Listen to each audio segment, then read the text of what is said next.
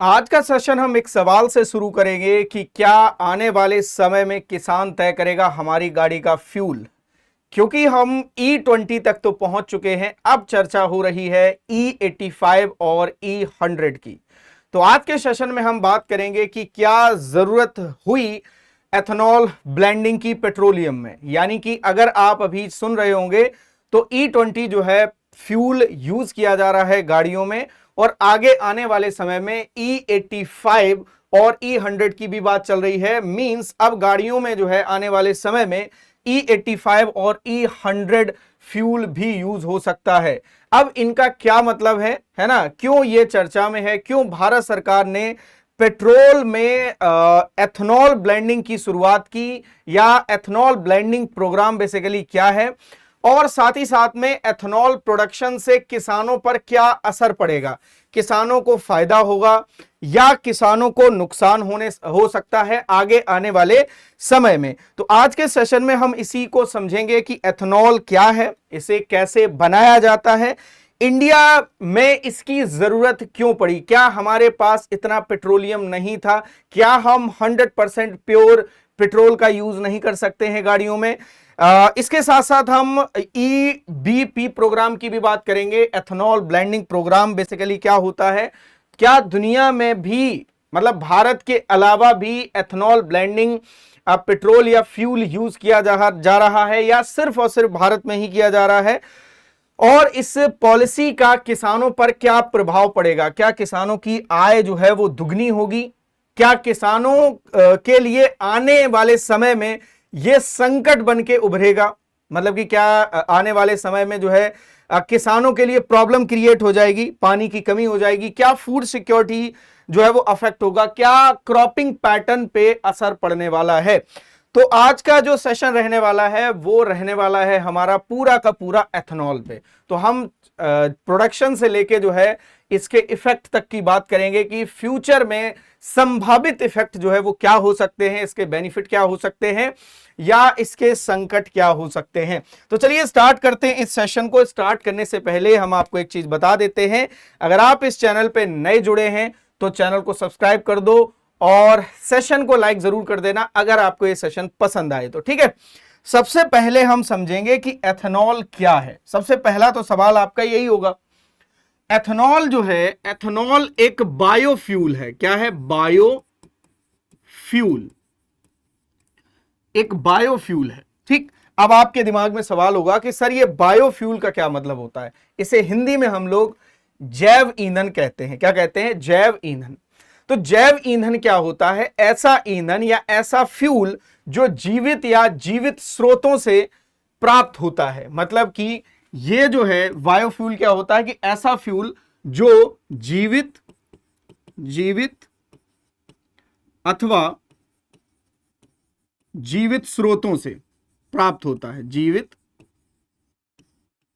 स्रोतों से प्राप्त होता है, उसे हम लोग, ऐसे फ्यूल को हम लोग क्या कहते हैं? बायोफ्यूल कहते हैं। बायोफ्यूल कहते हैं। तो बहुत सिंपल है, जो जीवित या जीवित स्रोत है, ठीक है, उनमें उनकी हम प्रोसेसिंग करते हैं, प्रोसेसिंग करने के बाद हमें फ्यूल मिल जाता है जिसे हम लोग बायोफ्यूल कहते हैं। अब इस समय जो चर्चा में है वो है आपका एथेनॉल। तो एथेनॉल भी एक क्या है? बायोफ्यूल है। एथेनॉल भी क्या है? एक बायोफ्यूल है। तो जो कि किससे प्राप्त होता है या किससे हम बना रहे हैं? गन्ना से हम बना रहे हैं, मक्का से हम बना रहे हैं, और हम बना रहे हैं चावल से। चावल, गेहूं भी इसमें शामिल है, गेहूं भी इसमें शामिल है, ठीक है। इसके अलावा जो है और भी फसल शामिल हो सकती है, लेकिन अभी जो है मेजरली इन क्रॉप्स का यूज किया जा रहा है, ठीक। और आपने सुना होगा बायोडीजल। बायोडीजल के बारे में सुना है? डीजल, बायोडीजल, ठीक है। तो बायोडीजल भी किससे बनाया जा रहा है? जो आपके वनस्पति तेल है, वनस्पति तेल, उनसे बनाया जा रहा है तेल, ठीक है। वनस्पति तेल जिसे हम यूज्ड कुकिंग ऑयल कहते हैं। बायोगैस के बारे में आपने सुना होगा बहुत बार, बायोगैस, ठीक है। बायोगैस के बारे में सुना होगा। इसमें गोबर का प्रयोग किया जाता है, गोबर का प्रयोग किया जाता है, और भी अन्य मटेरियल इसमें, जैविक अपशिष्ट जनरली यूज होते हैं। आपने 2G एथेनॉल सुना होगा, 2G एथेनॉल। 2G एथेनॉल जो है वो पराली, भूसा है ना, और कृषि अवशेष जो होते हैं उनसे बनाया जाता है, उनसे बनाया जाता है। तो कहने का अर्थ यह है, अब आपको समझ में आ गया होगा कि बायोफ्यूल का मतलब क्या है। तो ऐसा फ्यूल जो जीवित या जीवित स्रोतों से या बायोमास से बनाया जाता है, उसमें एथेनॉल की बात हम आज करेंगे। ना तो हम बायोडीजल की बात करेंगे, ना ही बायोगैस की बात करेंगे, और ना ही बात करेंगे हम 2G एथेनॉल की। ठीक है, तो अब देखिए, अब एथेनॉल बनाया कैसे जाता, ऐसा नहीं है जैसे बहुत बार बहुत मीम आपने देखे होंगे, उसमें नितिन गडकरी जी जो है वो सामने फोटो पे लगे हुए हैं और वहां पर सामने गन्ने की मशीन है और गन्ने को दिखाया जा रहा है कि ये गन्ना जो है वो डायरेक्ट गाड़ी में डाला जा रहा है, जबकि ऐसा नहीं है। मैं आपको बता देता हूं एथेनॉल का प्रोडक्शन कैसे। अब देखिए, अब अगर मैं यहां पर आपसे कहूं कि जो भी हमारा यहां पे जीवित और जीवित स्रोत हैं, ठीक है, जैसे गन्ना, मक्का, चावल, ये बेसिकली रॉ मटेरियल के फॉर्म में यूज किए जाते हैं। क्या किए जाते हैं? रॉ मटेरियल के फॉर्म में यूज किए जाते हैं। ठीक, अब ये रॉ मटेरियल इसमें यूज होता है। अब रॉ मटेरियल में क्या पाया जाता है? या तो शुगर पाया जाता है। शुगर किस में होगा? शुगर होगा आपका गन्ने में, और जो आपका मक्का और चावल है उसमें क्या होता है? स्टार्च होता है। उसमें क्या होता है? स्टार्च होता है। ठीक है, तो शुगर और स्टार्च जो है वो इसका क्या हो जाएगा? रॉ मटेरियल हो जाएगा। अब इसको बेसिकली हम लोग क्या बोल देते हैं? गन्ना, मक्का और चावल को हम लोग बोल देते हैं फीड स्टॉक। क्या बोलते हैं? Feed stock. तो बेसिकली ये क्या है? फीड स्टॉक है, मतलब कि इनका हम यूज कर रहे हैं, है ना। शुगर केन जूस का कर रहे हैं, मोलेसेस का कर रहे हैं, मक्के का कर रहे हैं, है ना, राइस का कर रहे हैं, ब्रोकन राइस का कर रहे हैं, और भी मटेरियल हो सकता है। ठीक, फिर इसके बाद सेकंड स्टेप आता है शुगर और स्टार्च का कन्वर्जन। शुगर और स्टार्च का हम क्या कराते हैं? कन्वर्जन कराते हैं।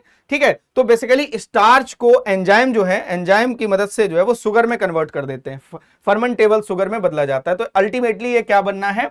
फर्मेंटेबल शुगर ही बनना है। तो स्टार्च से हम डायरेक्ट क्या बना लेंगे? शुगर तो ऑलरेडी शुगर है ही।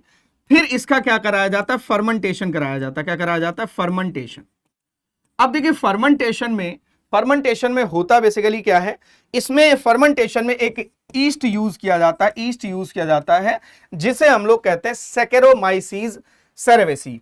ठीक है, सैकेरोमाइसीस सेरेवेसी की मदद से जो शुगर है वो कन्वर्ट हो जाता है, या हम कन्वर्ट कर लेते हैं एथेनॉल में प्लस CO2 में। यानी कि हमें क्या मिल जाता है? एथेनॉल और CO2 हमें मिल जाता है। ठीक, अब ये बायोलॉजिकल स्टेप है जिसमें जो शुगर है वो फर्मेंट होके क्या बन रही है? फर्मेंट होके एथेनॉल और CO2 में कन्वर्ट हो रही है। ठीक, अब इसके बाद कराया जाता है डिस्टिलेशन। क्या कराया जाता है? डिस्टिलेशन बहुत साइंटिफिक समझेंगे हम लोग। अब देखिए, डिस्टिलेशन प्रोसेस में क्या होगा कि जो हमें लिक्विड मिक्सचर जो है वो प्राप्त हुआ है, ठीक है, लिक्विड मिक्सचर प्राप्त हुआ है, यानी एथेनॉल प्लस CO2 मिला है। अब ये क्या करेगा? डिस्टिलेशन के द्वारा एथेनॉल जो है कंसंट्रेटेड, मतलब एथेनॉल एकदम सेपरेट हो जाएगा। ठीक है, एथेनॉल जो है अलग हो जाएगा, किससे? जो भी मटेरियल इसमें शामिल है। तो डिस्टिलेशन से हमें सेपरेट मिल जाएगा क्या? एक एथेनॉल। एथेनॉल के बाद जब एथेनॉल मिल जाएगा, फिर हम इसका क्या कराएंगे? डिहाइड्रेशन कराएंगे। क्या कराएंगे? डिहाइड्रेशन। अब डिहाइड्रेशन कराएंगे तो डिहाइड्रेशन से क्या होगा? बचा हुआ पानी, एथेनॉल में कुछ क्वांटिटी जो है वो वाटर की भी प्रेजेंट होती है, तो फिर ये इस डिहाइड्रेशन प्रोसेस से पानी जो है वो सेपरेट हो जाएगा। क्या हो जाएगा? सेपरेट हो जाएगा, और डिहाइड्रेशन प्रोसेस से हमें मिल जाएगा एनहाइड्रस फ्यूल मिल गया। ठीक है, हाँ, यहां पे फ्यूल की स्पेलिंग सही कर लेना, एनहाइड्रस फ्यूल, या इसी को हम लोग कहते हैं फ्यूल ग्रेड एथेनॉल। इसी को कहते हैं फ्यूल ग्रेड एथेनॉल। समझ में आ गई बात?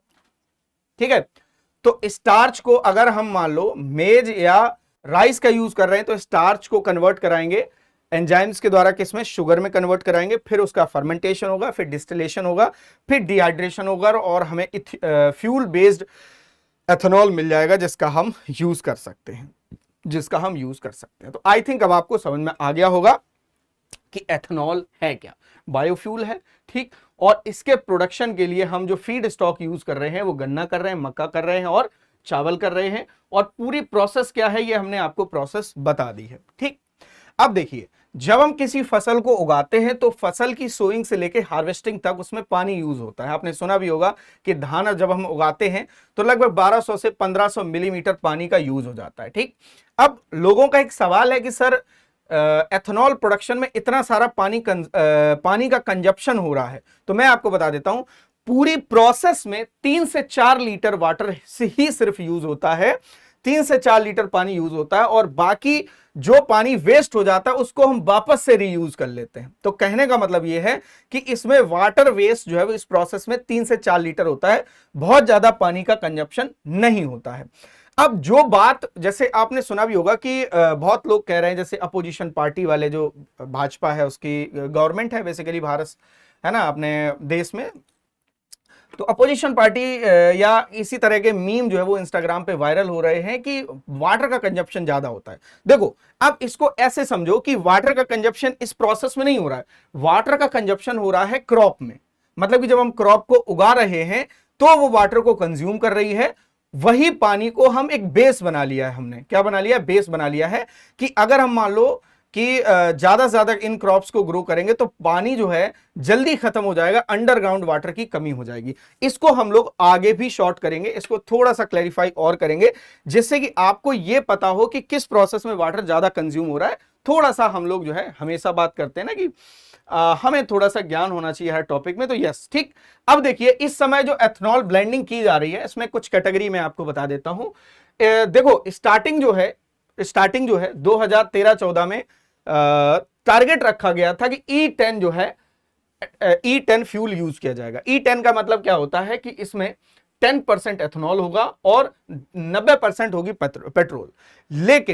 लेकिन जब हमारे देश में कांग्रेस की सरकार थी, ठीक है, मैं थोड़ा सा इस तरह से भी बातें करूंगा तो बुरा मत मान जाना प्लीज, ठीक है, तो टारगेट रखा गया था कि E10 जो है वो फ्यूल यूज किया जाएगा और ये मतलब E10 फ्यूल अचीव करेंगे हम 2014-15 तक, ठीक है।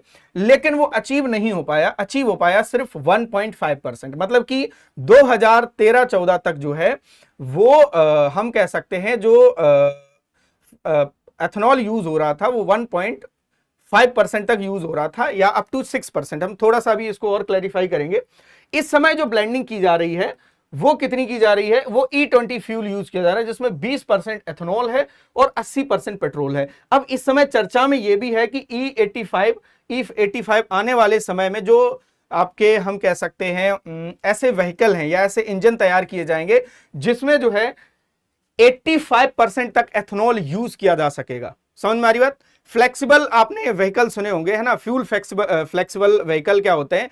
ऐसे व्हीकल जिसमें किसी भी प्रकार का फ्यूल यूज किया जा सके, जो फ्लेक्सिबिलिटी रखते हो, चाहे उनमें पेट्रोल डाल दो चाहे उनमें एथेनॉल डाल दो। तो इस तरह के इंजन भी आगे आने वाले समय में तैयार होंगे, तो उनमें E85 का यूज किया जाएगा और E100 का यूज किया जाएगा। तो E100 जो है, इसमें E100 में क्या होता है? 100% एथेनॉल होता है।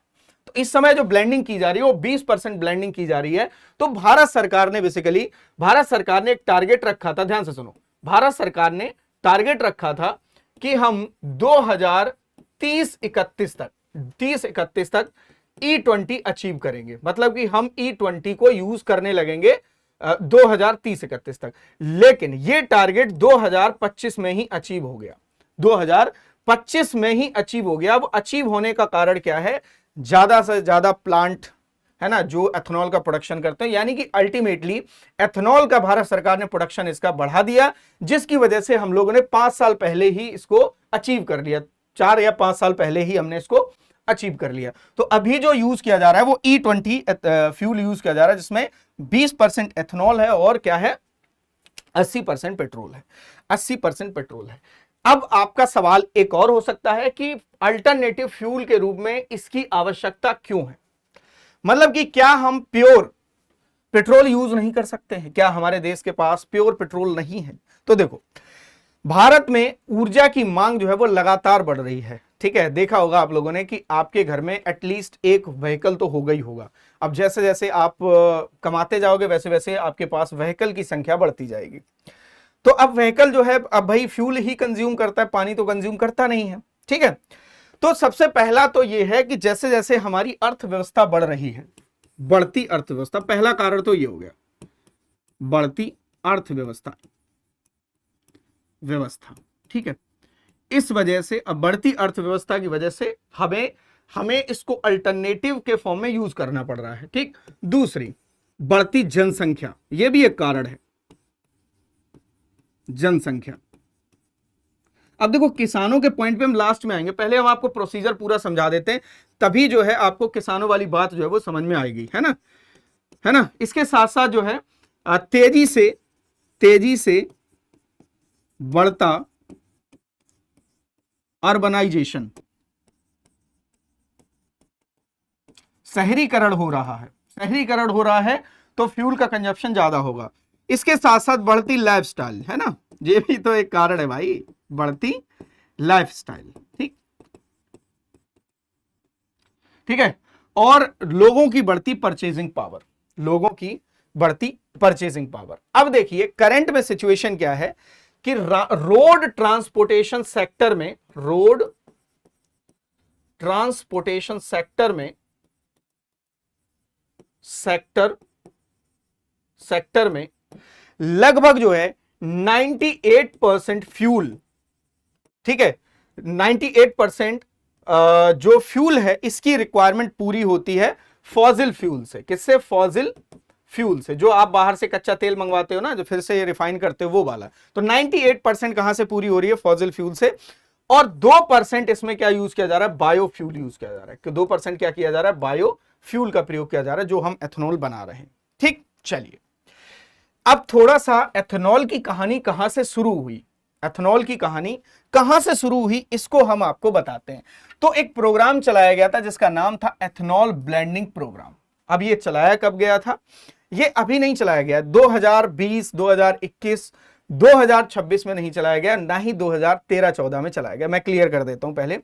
एथेनॉल ब्लेंडेड प्रोग्राम जो है, या ब्लेंडिंग प्रोग्राम जो है, इसकी शुरुआत की गई थी जनवरी 2023 में, सॉरी जनवरी 2003 में, सॉरी जनवरी 2003 में की गई थी। और जनवरी 2003 में इसमें शामिल थे, इस प्रोग्राम में शामिल थे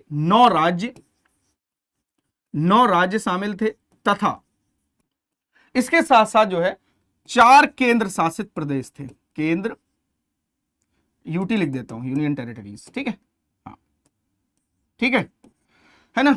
तो 4 यूनियन टेरिटरीज थी, जिनमें क्या है 5%, याद रखना 5% हम कह सकते हैं एथेनॉल ब्लेंडेड पेट्रोल की बिक्री जो है वो शुरू हुई। मतलब कि यहां पर 9 राज्य और 4 केंद्र शासित प्रदेश को इस प्रोग्राम के थ्रू टारगेट किया गया कि इन राज्यों में हम 5% एथेनॉल ब्लेंडेड जो है फ्यूल का यूज करेंगे। मतलब कि 5% का मतलब समझ रहे हो ना, 95% पेट्रोल रहेगी, 95% पेट्रोल रहेगी और 5% रहेगा एथेनॉल। 5% क्या रहेगा? एथेनॉल। ठीक, तो कहने का मतलब ये है कि ये क्या हो जाएगा? E5 हो जाएगा। क्या हो जाएगा? E5। करेक्ट है। फिर क्या हुआ? फिर 2006 में क्या हुआ? अब पेट्रोलियम और प्राकृतिक गैस मंत्रालय ने क्या किया? इस 5% एथेनॉल ब्लेंडेड को, 5% एथेनॉल ब्लेंडेड पेट्रोलियम को क्या किया? इसकी बिक्री जो है वो 9 राज्य से बढ़ाकर कर दी। कितनी? 20 राज्य कर दी। 20 राज्य और 4 केंद्र शासित प्रदेश, ये तो वही रहेंगे यूटीज। ठीक है, 4 केंद्र शासित प्रदेश। ठीक, अब देखिए स्टार्ट जब हुआ 2003 और 6 में, अगर आप देखोगे 2003 से 6 में देखोगे तो जो मतलब एथेनॉल है वो बहुत कम यूज हो रहा है। मतलब इस कार्यक्रम की जो शुरुआती वर्ष थे, इसमें इसकी प्रगति बहुत सीमित रही। अब प्रगति सीमित रहने का कारण उसमें क्या था कि grain to ethanol conversion grain to ethanol conversion में पर्याप्त रूप से शामिल न किया जाना। मतलब कि हम जो है सिर्फ और सिर्फ शुगर का यूज कर रहे थे, शुगर केन का यूज कर रहे थे। इसमें जो है हम ग्रेन से तैयार नहीं कर रहे थे, हम न तो राइस का यूज कर रहे थे, ना ही हम मेज का यूज कर रहे थे। दूसरा, एथेनॉल पर हाई टैक्सेशन था। फीड स्टॉक की सीमित हम कह सकते हैं उपलब्धता थी। मतलब कि हमारे पास फीड स्टॉक ही नहीं था, है ना, ये नहीं था।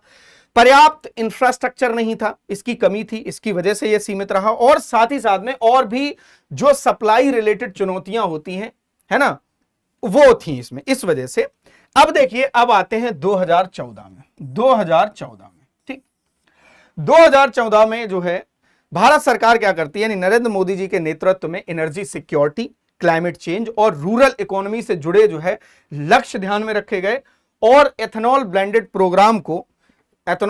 प्रोग्राम के माध्यम से ये टारगेट लिया गया कि 2030 तक हम 2000 में बता चुका हूं कि टारगेट क्या था, टारगेट ये था कि 2030 तक हम E20 फ्यूल जो है यूज करने लगेंगे। ठीक है, मतलब कि 20% एथेनॉल ब्लेंडिंग का लक्ष्य रखा 2030 तक, लेकिन हमने ये लक्ष्य जो है वो प्राप्त पहले ही कर लिया। कब कर लिया? 2025 में कर लिया। ठीक, तो भारत में अगर मैं टाइमलाइन की बात करूं तो हम 2003 से पहले भी जाएंगे। 2003 में अगर पहले जाएं तो 2001 में एथेनॉल ब्लेंडिंग एक पायलट कार्यक्रम शुरू किया गया था। 4 में घोषणा की गई और 6 में E5 जो है फ्यूल का यूज किया जाने लगा, मतलब कि जिसमें 5% जो है वो एथेनॉल था और 95% जो है वो क्या था, आई थिंक अब आपको समझ में आ गया होगा, 95% पेट्रोल था, है ना, जिसे हम लोग क्या कहते हैं, प्योर पेट्रोल कहते हैं, है ना, प्योर फ्यूल कहते हैं। चलिए अब देखिए, अगर अब थोड़ा सा और 2014 के आगे बढ़ते हैं। अगर मैं बात करूं 2021 की, कितनी? 2021, तो 2021 में 10% एथेनॉल यूज किया जाता था। हम लोगों ने 10% एथेनॉल का जो टारगेट था वो 2021 में ही अचीव कर लिया था। 2021 में अचीव कर लिया था, 2025 में हमने E20 अचीव कर लिया। मींस हम कह सकते हैं कि अब हम जो है है ना, और भी आगे बढ़ने वाले हैं। जैसे जैसे सरकार बात कर रही है कि हम आगे ऐसे व्हीकल लाएंगे या फ्यूल फ्लेक्सिबल व्हीकल लाएंगे, हाँ, फ्यूल फ्लेक्सिबल व्हीकल लाएंगे जिसकी मदद से हम जो है जिनमें हम क्या करेंगे, E100 या E85 फ्यूल का यूज करेंगे। अब देखिए, अब सवाल आपके दिमाग में ये एक और हो सकता है कि क्या सर भारत में ही एथेनॉल ब्लेंडेड फ्यूल का यूज किया जा रहा है और कोई देश है जिनमें यूज किया जा रहा हो? तो मैं आपको बता देता हूं, अमेरिका में E10 यूज किया जा रहा है। कितना यूज किया जा रहा है? E10, मतलब कि जिसमें 10% एथेनॉल है, 90% पेट्रोल है। ठीक, और धीरे धीरे अमेरिका जो है वो बढ़ रहा है E15 की ओर। अब अमेरिका धीरे धीरे क्यों बढ़ रहा है? क्योंकि अमेरिका में सबसे ज्यादा मक्का उगाई जाती है और वो जेनेटिक मॉडिफाइड मक्का को उगाते हैं, जिसकी उपज भारत की मक्का से 3 से 4 गुना ज्यादा होती है, या 3 गुना ज्यादा मान लो। अपने यहाँ एवरेज जो है इल्ड हमें मिलती है 3 टन पर हेक्टेयर के हिसाब से समथिंग। ठीक है, तो वहां पर जो है लगभग 6 से 8 या 9 तक मिल जाती है। ठीक है, तो धीरे धीरे बढ़ रहे हैं, है ना। तो अमेरिका में इसका यूज किया जा रहा है। साथ ही साथ में ब्राजील का नाम सुना होगा आप लोगों ने, ब्राजील का नाम सुना होगा। ब्राजील सबसे आगे है अभी इस एथेनॉल यूज करने में, सबसे आगे है। यहां पर जो है वर्तमान में यूज हो रहा है E27। यहां पर क्या यूज किया जा रहा है? E27 यूज किया जा रहा है और ये धीरे धीरे जो है वो E35 की ओर बढ़ रहे हैं, मतलब कि अब फिर जो है वो 35% तक एथेनॉल मिलेगा फ्यूल में। इसके बाद जापान भी उसी रास्ते पे है। तो यानी कि सब जितने भी अब देश हैं जहां पर पेट्रोलियम या हम कह सकते हैं कच्चा पदार्थ नहीं मिलता है, पेट्रोल नहीं मिलती है, वो चाहते हैं कि हम आत्मनिर्भर बने, जिससे कि हमें किसी दूसरी कंट्री पे डिपेंड होने की जरूरत ना पड़े, या हमारे पास जो पैसा है हमें वो किसी और में खर्च करना चाहिए, न कि हमें फ्यूल खरीदने में खर्च करना चाहिए। ये सबका टारगेट रहता है बेसिकली। ठीक है, चलिए अब हम बात करेंगे आगे। ये था, शायद आपको प्रोग्राम अच्छे से समझ में आ गया होगा। क्या एथेनॉल नीति जल्दबाजी में लाई गई है? क्या एथेनॉल नीति जल्दबाजी में लाई गई है? तो नहीं। इसका जवाब क्या होगा? बिल्कुल जल्दबाजी में नहीं लाई गई है। ठीक है, ये एक वैश्विक प्रथा है। हमने आपको बताया भी है कि इसकी शुरुआत कैसे हुई और जो है टारगेट क्या लिया गया था, किस ईयर में क्या टारगेट लिया गया था और क्या हमने अचीव किया है। तो एथेनॉल नीति जल्दबाजी में नहीं ली गई है। ऐसा नहीं है कि किसी एक इंडिविजुअल को फायदा पहुंचाने के लिए ऐसा किया गया है। ठीक, अभी तक हम यहीं पर पहुंचे, अभी किसानों तक हम पहुंचने वाले हैं, बहुत धीरे धीरे पहुंचेंगे, आराम से पहुंचेंगे। देखिए, 2021-20-21 में लगभग 8.1% अचीव हुआ था, लगभग हमने जस्ट बताया था। 21-22 में 10% अचीव हुआ, 22-23 में 12.1% अचीव हुआ और 2023-24 में 14.6% अचीव हुआ टारगेट और 2024-25 में 19.2% हुआ, 2025-26 में 20% अचीव हुआ। सोचो कि हमें सुनने को अभी मिल रहा है लेकिन इसकी कहानी बहुत पहले से चल रही है, हमने इस पे कभी ध्यान दिया ही नहीं है। तो बेसिकली भारत सरकार ने टारगेट लिया था कि 2030 तक हम E20 यूज करने लगेंगे, ठीक है, E20 यूज मतलब इतना अचीव कर लेंगे, लेकिन हमने ये अचीव कर लिया है 2025-26 में ही, ठीक है। तो अचानक से नहीं, अचानक से एकदम T20 मतलब यूज करना शुरू नहीं कर दिया हमने बहुत जो है वो निचले स्तर से जो है वो ये शुरुआत की है, ठीक। अब आपके दिमाग में होगा सर कि माइलेज, क्या माइलेज में समस्या आ सकती है? यस। तो 2021-20 से पहले के जितने भी व्हीकल हैं उनमें माइलेज की प्रॉब्लम ज्यादा देखी जा सकती है। छोटे मोटे पार्ट्स जो है वो सुना होगा कि खराब हो गए हैं, उनकी मतलब ऐसे पार्ट्स खराब हो गए जिनकी कीमत खैर मार्केट में बहुत ज्यादा नहीं है। और दूसरी बात यह है कि 2021-22 के बाद जो जिन लोगों ने व्हीकल परचेस किए हैं, ठीक है, उनमें इतनी ज्यादा समस्या माइलेज की नहीं आ रही। और माइलेज जो है वो सिर्फ फ्यूल पे डिपेंड नहीं करता है, हमारे चलाने के तरीके पे भी डिपेंड करता है, किस रास्ते पे हम ले जा रहे हैं, रास्ता कैसा है, कितनी बार गाड़ी रोकी है, इस पे भी डिपेंड करता है, ठीक है। तो माइलेज की समस्या तो है ही है, लेकिन बहुत ज्यादा माइलेज का इंपैक्ट जो है वो नहीं है। पुरानी गाड़ियों में माइलेज से रिलेटेड इशू बहुत ज्यादा है, पुरानी गाड़ियों में ऐसी समस्या देखी जा रही है। क्या एथेनॉल ब्लेंडिंग एक वैश्विक प्रथा है? यस। तो यानी कि भारत के अलावा यूएसए, ब्राजील, ठीक है, ब्राजील और भी हमने एक दो कंट्री बताई हैं, ठीक है, उनमें इसका यूज किया जा रहा है। अब हम बात करेंगे एथेनॉल में अनाज की बढ़ती हिस्सेदारी। देखिए एथेनॉल ब्लेंडिंग जो है, एथेनॉल ब्लेंडिंग मतलब एथेनॉल प्रोडक्शन के लिए सबसे पहले शुगर केन जो है, शुगर केन यूज किया जाता था, ठीक है। अब शुगर केन अगर यूज किया जा रहा था तो शुगर केन जो है एक वाटर गजलर है, मतलब कि वाटर गजलिंग क्रॉप है, मतलब कि शुगर केन बहुत ज्यादा मात्रा में पानी को कंज्यूम करती है, शुगर केन बहुत ज्यादा मात्रा में पानी को कंज्यूम करती है। तो इससे क्या होगा कि ग्राउंड वाटर धीरे धीरे क्या हो जाएगा, कम हो जाएगा, क्या हो जाएगा, कम हो जाएगा, ठीक है। तो अब जो है अब देखा जाए तो हम, अगर मैं इसमें बात करता हूं, एक मिनट इसमें बात करता हूं, तो 65% एथेनॉल हम राइस से बना रहे हैं, चावल और मक्का, इनकी हिस्सेदारी है और धीरे धीरे ये बढ़ रही है। और बचा हुआ 35% जो है हम डिपेंड हैं किस पे, शुगर केन पे, किस पे डिपेंड है, शुगर केन पे। तो कहने का मतलब ये है कि जितना भी एथेनॉल प्रोड्यूस किया जा रहा है उसमें जो अनाज वाली फसल है, यानी कि चावल और मक्का जो फसल है, ठीक है, उनमें इनकी हिस्सेदारी जो है वो धीरे धीरे बढ़ रही है, शुगर केन की धीरे धीरे क्या हो रही है, कम हो रही है, ठीक है। तो वर्तमान में तो सिचुएशन ये है और धीरे धीरे देखते हैं। और इसमें देखो मक्का, broken rice, damage food grain का भी यूज किया जाता है, ठीक है।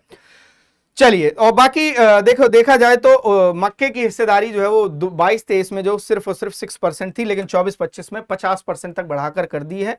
तो मतलब कि हम जो है इस पे डिपेंड हो रहे हैं धीरे धीरे। चलिए बाकी आगे बढ़ते हैं। ये शायद आपका जवाब मिल गया होगा आपको कि अनाज का भी यूज किया जा रहा है शुगर केन के अलावा, क्योंकि देखो अगर हम सिर्फ शुगर केन और राइस यूज करेंगे तो ये भैया बहुत ज्यादा वाटर को कंज्यूम करती है, बहुत ज्यादा वाटर को कंज्यूम करती हैं, तो धीरे धीरे ग्राउंड वाटर पानी खत्म हो जाएगा, क्योंकि एथेनॉल जितना ज्यादा बनेगा क्रॉप उतनी ही ज्यादा ग्रो होगी और उतना ही ज्यादा जो है वो ग्राउंड वाटर डेफिसिट होगा वाटर की वजह से, ठीक है। चलिए अब देखिए एथेनॉल के लिए डिमांड कैसे पैदा होती है, ये आपको पता होना चाहिए। अब एथेनॉल की डिमांड पैदा होने का क्या सेंस है, इसको मैं थोड़ा सा बता देता हूं, ठीक है। देखिए वर्तमान स्थिति में क्या है, जो मक्का आधारित एथेनॉल है ये मिलता है 71.86 रुपए प्रति लीटर, चावल 60 समथिंग, और गन्ना जो आधारित जो है वो 65 है, गन्ना आधारित 65 है। अब देखो भारत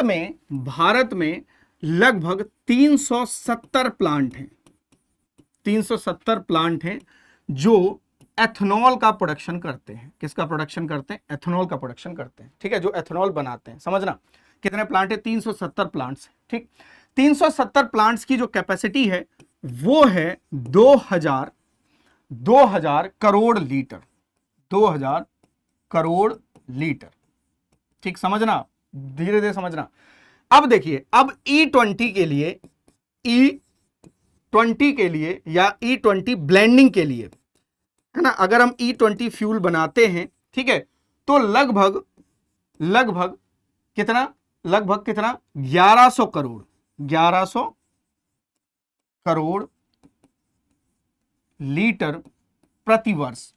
मतलब कि एक वर्ष में लगभग, अगर हम E20 फ्यूल में ब्लेंड करते हैं या हम E20 फ्यूल बनाते हैं, 20% अगर ब्लेंडिंग करते हैं, तो अपने देश में एक साल में लगभग 1100 करोड़ लीटर एथेनॉल का यूज होता है। ठीक, और इसके अलावा जो फार्मास्यूटिकल्स हैं और इंडस्ट्री यूज है, फार्मास्यूटिकल्स और इंडस्ट्री यूज, इसमें लगभग यूज हो जाता है 300 करोड़ प्रति वर्ष, 300 करोड़ प्रति वर्ष, 300 करोड़ लीटर प्रति वर्ष। ठीक, अब देखो, अब बचा कितना, 700, मतलब कि बन इतना रहा है, यूज सिर्फ हो रहा है 1700, सॉरी, यूज सिर्फ हो रहा है कितना, 1400 करोड़ लीटर।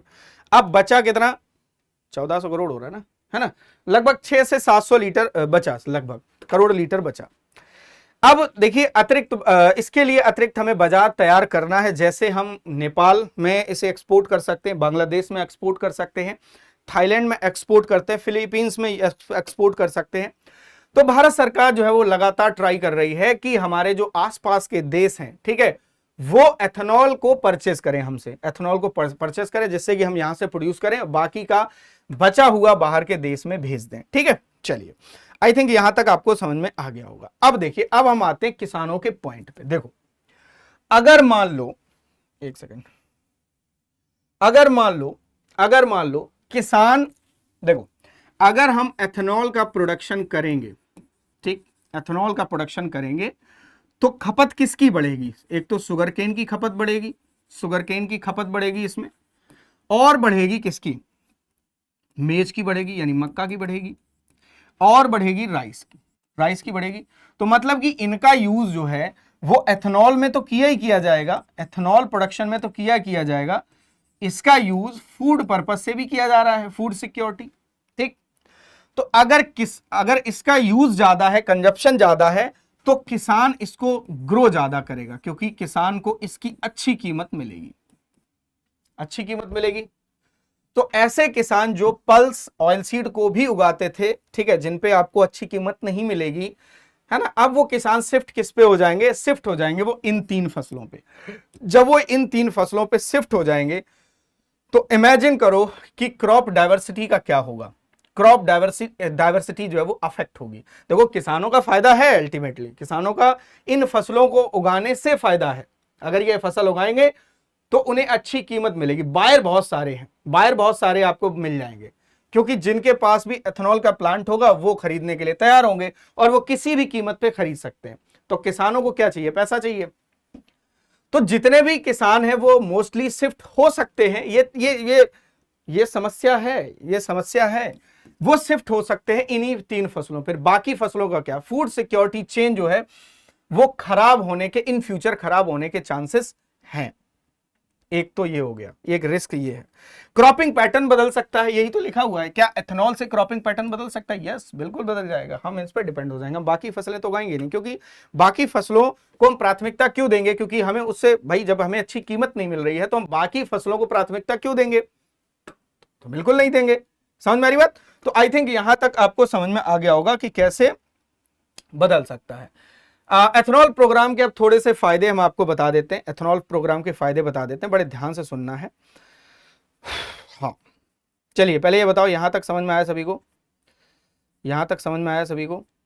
बिल्कुल समझ में आया होगा, और मैंने बहुत अच्छे से बात की। फायदे देखो, फायदा किसानों के लिए एक नया बाजार, किसानों की आय बढ़ाने का अवसर है ये एक तरह का, है ना। मक्का किसानों के लिए एक नई मांग बन जाएगी, मक्का ज्यादा ज्यादा उगाएंगे किसान। देखा जाए तो मक्का की प्रोडक्टिविटी भारत में कम है, लेकिन अगर हाई यील्डिंग वैरायटीज को ग्रो करने लगेंगे तो फिर मक्का की उपज जो है वो बहुत अच्छी मिल जाएगी। ठीक है, और इसके साथ साथ जो है ग्रामीण क्षेत्र में इन्वेस्टमेंट और एम्प्लॉयमेंट जैसी जो है मतलब एम्प्लॉयमेंट मिलेगा। ठीक है, चलिए, ये फायदे हैं। अब कुछ नुकसान भी हैं, जैसे कुछ नुकसान भी, जैसे फ्यूल वर्सेस फूड, ये हो जाएगा भाई फ्यूल वर्सेस फूड, ठीक है, का खतरा रहेगा। मतलब कि ऐसी क्रॉप्स ग्रो होने लगेंगी जो फ्यूल पर्पज से यूज की जा रही है, फूड पर्पज से उनका यूज कम है, तो किसान उसकी तरफ जाएगा, तो फूड सिक्योरिटी जो है वो कहीं ना कहीं अफेक्ट होगी। इसके साथ साथ क्रॉपिंग पैटर्न पे जोखिम है, ठीक है, मोनोक्रॉपिंग किसान करने लगेगा, एक ही फसल उगाने लगेगा, एक ही से उसे अच्छी कीमत मिल रही है, समझ में आ रही बात। और इसके साथ साथ पल्स और ऑयलसीड क्रॉप्स जैसी किसानों क्रॉप जो है उनका एरिया धीरे धीरे घटने लगेगा, उनके लिए खतरा बन जाएगा, ठीक है, ये वाली फसल उनके लिए खतरा साबित हो सकती है। किसान फिर पल्स और ऑयलसीड ना उगा के जो है वो मक्का, चावल और शुगरकेन जैसी फसलों को उगाएगा। साथ ही साथ में एथेनॉल प्राइस और फीड स्टॉक प्राइस में अस्थिरता आ सकती है, बिल्कुल आ सकती है। और मान लो एक खतरा यह भी है कि मान लो एथेनॉल का यूज सीमित रहा, मतलब कि E20 ही फ्यूल अगर यूज हुआ तो भी समस्या है। किसानों ने मान लो फसल अपनी उगा ली है, लेकिन अब वो जाए कहां, अब एथेनॉल तो बन चुका है ऑलरेडी, ठीक है, या इतना ज्यादा कंजप्शन है नहीं, तो लॉन्ग टर्म फूड सिक्योरिटी जो है वो अफेक्ट हो सकती है। ग्राउंड वाटर जो है वो डिप्लीट हो सकता है इस प्रोग्राम से, एथेनॉल ब्लेंडेड प्रोग्राम से, ठीक है। बाकी भारत सरकार का एक विजन है, विजन ये है कि भारत को फ्यूल के क्षेत्र में जो है वो आत्मनिर्भर बनाना, जिससे कि जो पैसा हम फ्यूल खरीदने में बाहर खर्च करते हैं वो हमें खर्च ना करना पड़े, वो अपने देश में ही रहे, हम उसका यूज अलग अलग प्रोग्राम में करें, अलग अलग किसानों के लिए स्कीम्स लाएं जिससे कि किसानों को फायदा हो, ठीक है। बाकी टारगेट ये है और बाकी सारी चीजें जो है वो ध्यान में रखी जा रही हैं भारत सरकार के द्वारा। उम्मीद करते हैं कि ये जो प्रोग्राम है इससे आने वाले समय में फूड सिक्योरिटी पे कोई बुरा असर ना पड़े, उम्मीद की जा सकती है यही। बाकी देखते हैं। बाकी ये था आपका सेशन, हमने आपको बताया कि एथेनॉल का प्रोडक्शन कैसे होता है, फीड स्टॉक कौन कौन सा यूज किया जाता है, इस समय E20 यूज किया जा रहा है, उसे हमने कैसे अचीव किया, कब तक अचीव किया, और इसके साथ साथ किसानों को इसके फायदे क्या है, किसानों के लिए कैसे नुकसानदायक है, कैसे संकट साबित हो सकता है, ये हमने आपको पूरी जानकारी दी है। और साथ ही साथ में क्या एथेनॉल ब्लेंडेड फ्यूल जो है वो भारत में ही यूज हो रहा है कि अदर कंट्री में भी यूज हो रहा है, तो मैंने उसका जवाब सही से दिया है। उम्मीद है कि आपको सेशन पसंद आया होगा। अगर आपको सेशन अच्छा लगा है तो सेशन को लाइक करें, कमेंट करके बताएं, ठीक है, और साथ ही साथ में चैनल को सब्सक्राइब करें। थैंक यू सो मच, मिलते हैं आपसे अगले वीडियो में। Thank you.